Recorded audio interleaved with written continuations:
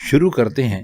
پہلا شعر ہے: دیر و حرم سے گزرے اب دل ہے گھر ہمارا، ہے ختم اس آبلے پر سیر و سفر ہمارا. دیر و حرم ہمیشہ خانہ کعبہ کے لیے استعمال کیا جاتا ہے.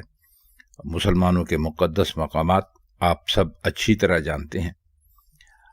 اور جو یہاں پر ہے گزرے کا مطلب یہ کہ ہم اس سے باز آئے.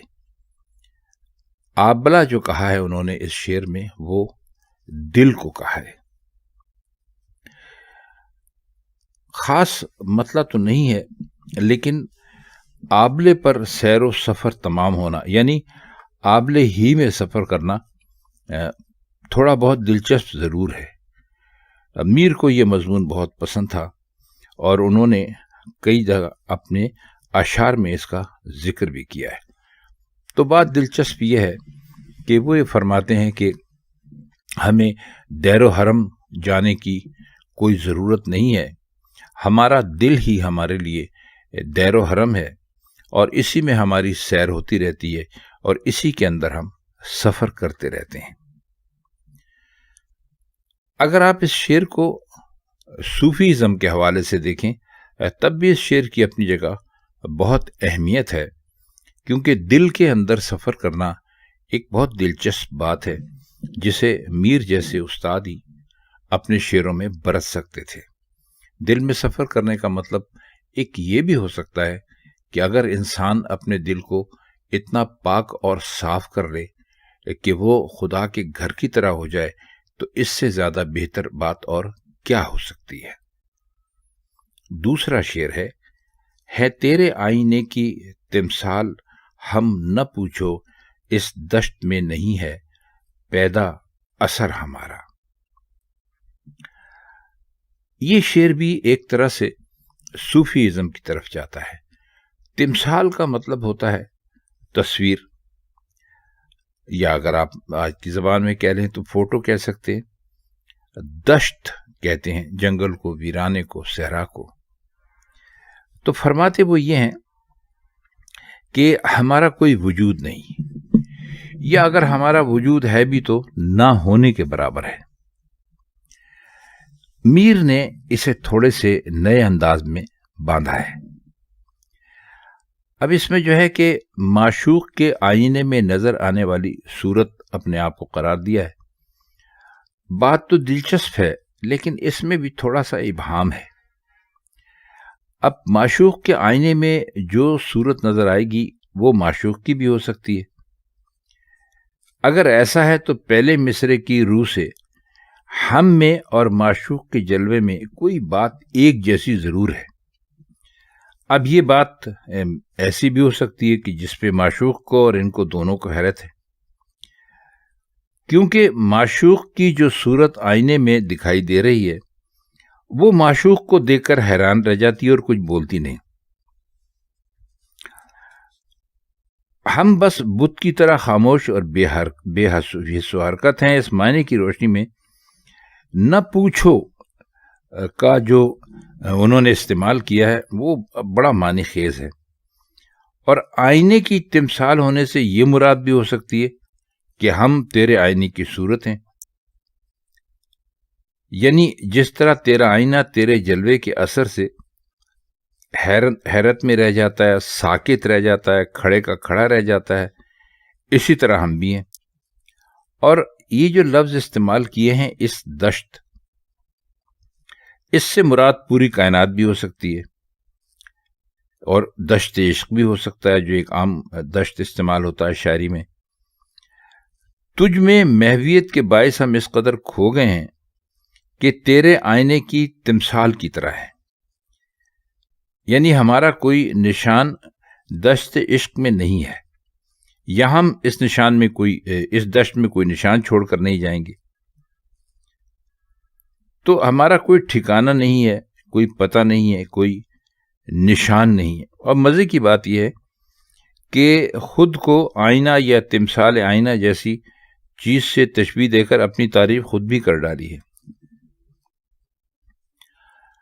اگلا شعر ہے تیرا روز اپنا لڑکوں کی دوستی سے اس دن ہی کو کہے تھے اکثر پدر ہمارا۔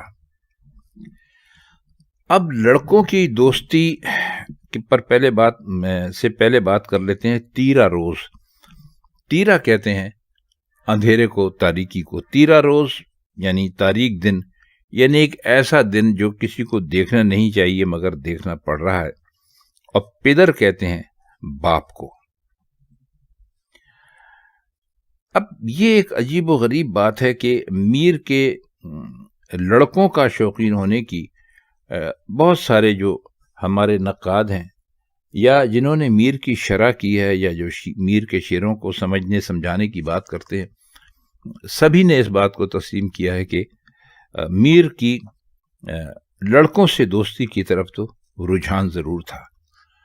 اب یہ رجحان کس حد تک تھا اس بارے میں تو ہم کچھ کہہ نہیں سکتے، لیکن ان کا جو رجحان ہے اس کو آپ بالکل ختم بھی قرار نہیں دے سکتے۔ دیکھیے، یہ بات ذہن میں رکھا کیجئے کہ اردو کی غزل ایران سے آئی، یعنی فارسی غزل سے آئی، اور فارسی غزل میں بجائے جو ایک فطری طریقہ ہے کہ ایک مرد اور ایک عورت میں ایک دوسرے کے لیے دلچسپی اور کشش ہوتی ہے، اس کی بجائے لڑکوں کی طرف دھیان زیادہ رہا ایرانی شاعروں کا۔ اور چونکہ اردو کی غزل فارسی کی غزل سے بہت متاثر ہے، ایران سے آئی ہوئی، تو اس کی وجہ سے اردو شعراء نے بھی اس کو جوں کا توں اپنا لیا اور لڑکوں کے بارے میں اپنے شعروں میں بہت زیادہ ذکر کیا۔ اب اس میں دو قسم کی باتیں ہو سکتی ہیں۔ ہمارے آپ کے نزدیک تو یہ بدمذاقی بھی ہے یا بھونڈا پن بھی ہے اور کچھ اچھا نہیں لگتا، لیکن میر نے جس جگہ بھی لڑکوں کا تذکرہ کیا ہے اپنے عشق اور عاشقی کے ماحول میں، اس میں انہوں نے ایک سلیقہ رکھا ہے۔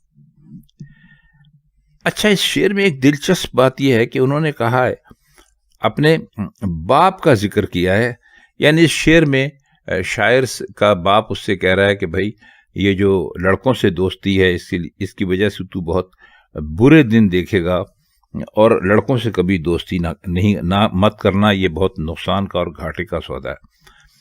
تو اس کے ایک معنی تو یہ بھی ہو سکتے ہیں کہ یہ اس زمانے میں ایک ایسا موضوع تھا جس پر باپ اور بیٹا گفتگو کر سکتے تھے، اور اگر ایسا نہیں تھا تو شاعر صرف اپنی ایک خوش اخلاقی یا خوش طبعی سے کام لے رہے ہیں، اور اس بات پر انہیں کوئی واقعی غم نہیں کہ لڑکوں کی دوستی نے ان کا انجام برا کر دیا، بلکہ وہ اپنے آپ کے باپ کا جو ذکر ہے وہ بے حیائی سے کر رہے ہیں، جیسا کہ اکثر ایسے موقع پر ہوتا ہے۔ تو باپ کے بارے میں اگر کوئی باپ بیٹے کو یہ سمجھا رہا ہے اور کہ بھائی لڑکوں سے دوستی مت رکھنا، اور ساتھ ہی باپ یہ بھی بتا رہا ہے کہ میرا تجربہ ہے، تو اس کا مطلب ہے کہ باپ بھی کچھ ٹھیک آدمی نہیں تھا لڑکوں کی دوستی کے معاملے میں، یعنی وہ بھی لڑکوں سے دوستی رکھتا رہا تھا، کیونکہ انہوں نے اس دن ہی کو کہے تھا اکثر پدر ہمارا سے مطلب یہ کہ باپ اکثر کا مطلب یہ کہ بہت زیادہ دوستی لڑکوں سے کیا کرتے تھے باپ بھی۔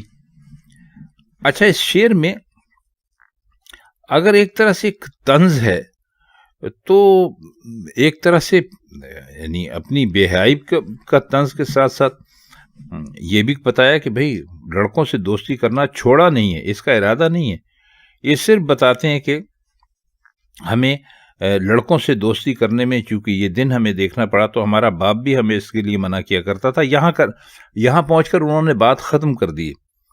یہ نہیں کہا کہ ہم اس کو چھوڑ دیں گے، بلکہ میر کے جو چھٹا دیوان ہے اس میں بڑھاپا ظاہر ہے کہ اس وقت تک آ گیا تھا، تو اس کے باوجود بھی انہوں نے لڑکوں پر شعر کہے۔ ایک شعر ہے کہ معقول گر سمجھتے تو میر بھی نہ کرتے، لڑکوں سے عشق بازی ہنگامے کوہنا سالی۔ تو مل ملا کر شعر کا مطلب جو ہے کہ اس میں یہ ہے کہ رجحان امرت پرستی جسے کہتے ہیں اس کی طرف ہے، یعنی لڑکوں سے دوستی کرنے کو کوئی کسی قسم کا اس میں کوئی برائی نہیں سمجھتے۔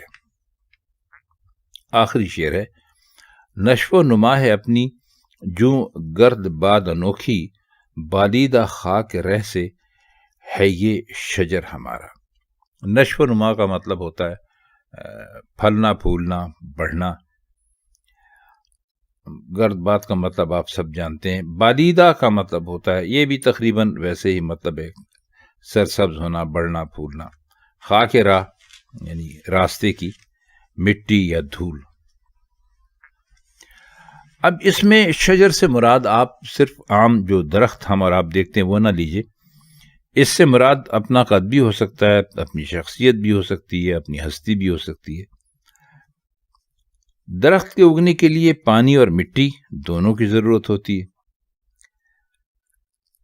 یہاں گرد باد کی تشبیہ سے فائدہ اٹھا کر اپنے شجر کی نشو و نما کے لیے راستے کی خاک کو ذمہ دار ٹھہرایا، یعنی یہ بہت ہی ایک خوبصورت کنایا ہے کہ عاشق نہ صرف مثل بگولہ کے آوارہ رہتا ہے۔ مثل بگولہ کا مطلب یہ کہ گرد باد جو ہوتا ہے اس کو آپ، چونکہ ایک بگولہ ہوتا ہے، آپ نے بھی دیکھا ہوگا کہ وہ جب گھوم رہا ہوتا ہے تو اس کے بیچ میں جو چیزیں آتی ہیں وہ بھی ساتھ ساتھ اڑنے لگتی ہیں، اور ساتھ میں راستے میں اگنے والے درخت کی طرح ان کو غبار آلود بھی کر دیتا ہے۔ تو شعر میں ایک طرح کا یوں سمجھ لیجیے کہ غرور کا پہلو بھی ہو سکتا ہے کہ گرد باد تو آپ جانتے ہیں کہ مظاہر قدرت میں ایک بہت ہی حیرت انگیز اور طاقت کی مظہر چیز ہے، تو اپنی نشو و نما کو اس سے مشابہ قرار دے کر خود کی شخصیت کو مظاہر فطرت جیسی عظمت اور انوکھا پن بھی میر صاحب نے عطا کر دیا ہے۔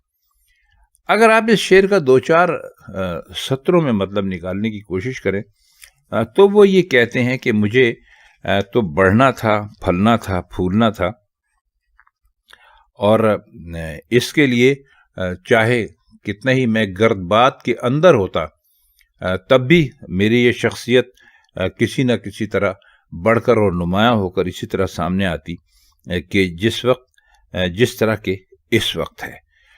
تو شاعر نے اصل میں تو یہ شعر ایک عام انسان کے لیے کہا گیا شعر محسوس ہوتا ہے کہ جو ہر قسم کے حالات میں، ہر قسم کی پریشانیوں میں، تنگیوں میں، رکاوٹوں کے باوجود بھی ترقی کر جاتا ہے اور اپنے آپ کو زندہ رکھنے میں کامیاب رہتا ہے۔